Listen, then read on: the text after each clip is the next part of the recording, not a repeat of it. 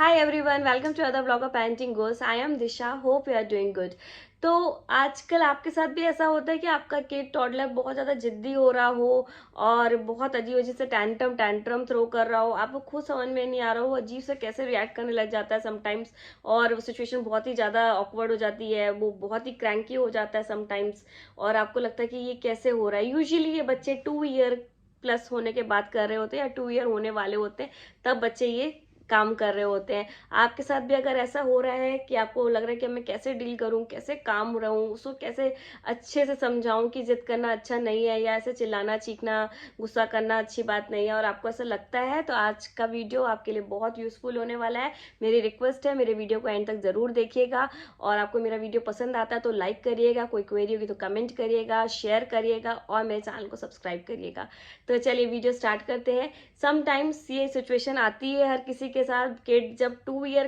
तक पहुंचने वाला होता है। कुछ बच्चे बहुत शांत होते हैं, बहुत अच्छे कामली बिहेव कर रहे होते हैं, उनके साथ ये सिचुएशन नहीं आती है, पर दूसरे बच्चे भी बहुत अच्छे होते हैं जो टैंट्रम थ्रो कर रहे होते हैं,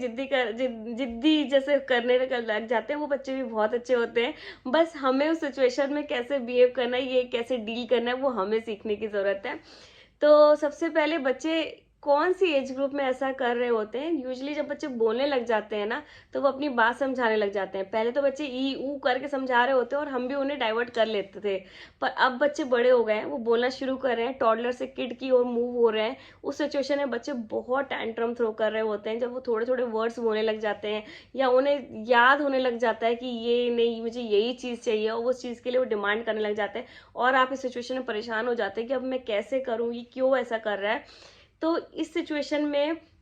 हमें 4-5 चीज़ें चेक करनी होती है कि बच्चा ऐसा अजीब सा टैंट्रम क्यों थ्रो करने लग जाता है। सबसे पहले हमें चेक करना है कि कहीं उसको नींद तो नहीं आ रही है, उसका नींद आ रही हो। कई बार बच्चे थक जाते हैं कुछ कुछ एक्टिविटी करके, और वो रूटीन टाइम से पहले सोना चाह रहे होते हैं, तो ऐसा तो नहीं कि उनको नींद आ रही हो। अगर ऐसा है तो उस सिचुएशन में अगर वो थोड़ी बहुत कोई चीज़ मांग रहे हैं, आप उनके हाथ में दे दीजिए।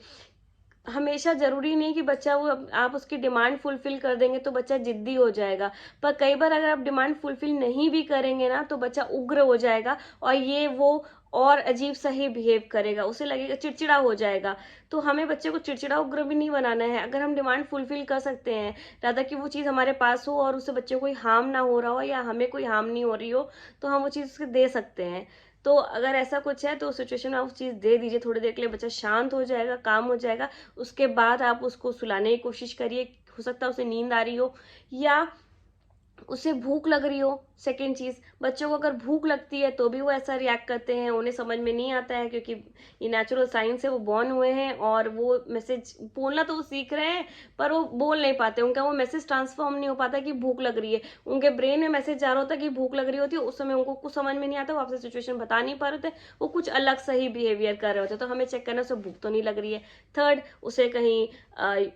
पी एंड पूप पॉटी तो नहीं आई, सुसु तो नहीं आई, हमें वो चेक करना है। फोर्थ, हमें ये चेक करना है उसे प्यास तो नहीं लगी है, क्योंकि बच्चे बहुत टाइम तक कुछ एक्टिविटी में एंगेज हो जाते हैं, उन्हें खुद नहीं पता होता कि उन्हें क्या हो रहा है, पर जब उन्हें प्यास लग रही होती है उन्हें कुछ समझ में नहीं आता और वो अजीब सही बिहेवियर करने लग जाते हैं। उनके पास कोई चीज़ होती है, वो कोई चीज़ को देख रहे होते हैं, तो उन्हें लगता है बस वो चीज़ मुझे मिल जाए, कैसे भी करके चिल्ला चिल्ला के ले जाते हैं, वो अपनी अटेंशन सीख करने लग जाते हैं अपनी ओर, और जब चीज़ मिल जाती है तो धीरे धीरे वो आपको बताना चाह रहे थे कि मुझे प्यास लग रही है। तो आपको ये सब चीज़ें देखनी है। बट एक चीज और है, जब बच्चे ऐसा कर रहे होते हैं ना, एक्साइटमेंट, चिल्ला रहे होते, चीख रहे होते, जिद कर रहे होते, तो उन्हें खुद नहीं पता होता है, और उनको तब अगर आप एकदम से पानी या खाना देने लग जाओगे तो वो भी उस चीज को भी वो लोग रिजेक्ट करेंगे, उसको वो लोग एक्सेप्ट नहीं करते उस सिचुएशन में, क्योंकि उनको ये लगता है कि ये कैसा हो रहा है, कुछ एकदम से वो खाने की ओर आपको आकर्षित नहीं हो जाएंगे। तो आपको थोड़ा काम डाउन करने की जरूरत है। बच्चों को प्यार से गोदी लीजिए, बाहर ले जाइए, थोड़े उस एनवायरनमेंट से दूर रखिए, काम करिए, क्या हुआ, प्यार से उसको उसको टाइम दीजिए, उसको बिल्कुल अपने ऊपर वो करिए कि वो उसको काम डाउन हो जाए, सिक्योर फील कराइए कि आप हैं उसके पास। थोड़ा बहुत कोई डिफरेंट चीज़ दे दीजिए, अरे आपके लिए आज ये है, कुछ अलग सी चीज़ है, और फिर उसके बाद पानी पिलाइए, उसे खाना खिलाइए, धीरे धीरे करके उसे काम डाउन करिए, क्योंकि बच्चे कई बार ऐसा रिएक्ट करते हैं और हमें खुद समझ में नहीं आता, और हमारा बिहेवियर क्या होता है। सबसे इम्पोर्टेंट एक चीज़ मैं आपको बोलूँगी, अगर ऐसी सिचुएशन हो रही है तो पेरेंट्स को एक कभी भी बच्चों के ऊपर हाथ नहीं उठाना, क्योंकि हमें क्या होता है कि हम भी डिस्टर्ब हो जाते हैं, हमें लगता है कि बच्चा ऐसा चिल्ला रहा है, चीख रहा है और वो एकदम अजीब सा बिहेव कर रहा है, और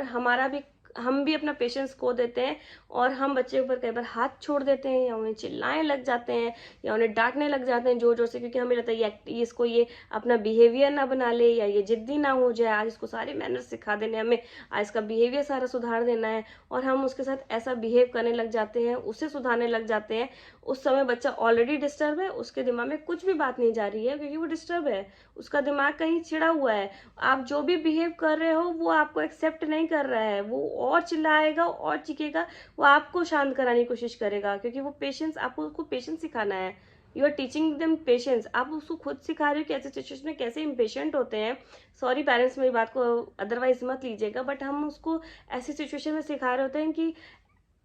पेशेंस में ऐसी ऐसी सिचुएशन में कैसे इम्पेशेंट हो जाते हैं, और आप भी नेक्स्ट टाइम होगा तो आप भी ऐसी थ्रो करना। ये गलत है, ये टेंडेंसी गलत है। हमें बच्चे पे हाथ नहीं छोड़, क्योंकि अगर हम ऐसा रिएक्ट करेंगे ना और हम ऐसा शो करेंगे तो बच्चे को ये लगेगा कि ऐसी सिचुएशन में चिल्लाना होता है, डांटना होता है, मारना होता है। नेक्स्ट टाइम जब वो टेंटम थ्रो कर रहा होगा तो आपके ऊपर भी हाथ उठाने लग जाएगा, आपको भी मारने लग जाएगा। उसे ये लगेगा कि इस सिचुएशन में तो ऐसे ही किया जाता है, चिल्लाया ही जाता है। और आगे चल के आप एक नेशन को, आप एक बच्चे को, एक अच्छे ह्यूमन बींग को बिल्ड कर रहे हो, बहुत बड़ा टास्क होता है, और आप ऐसे बच्चे को कर दोगे कि ऐसी सिचुएशन, क्योंकि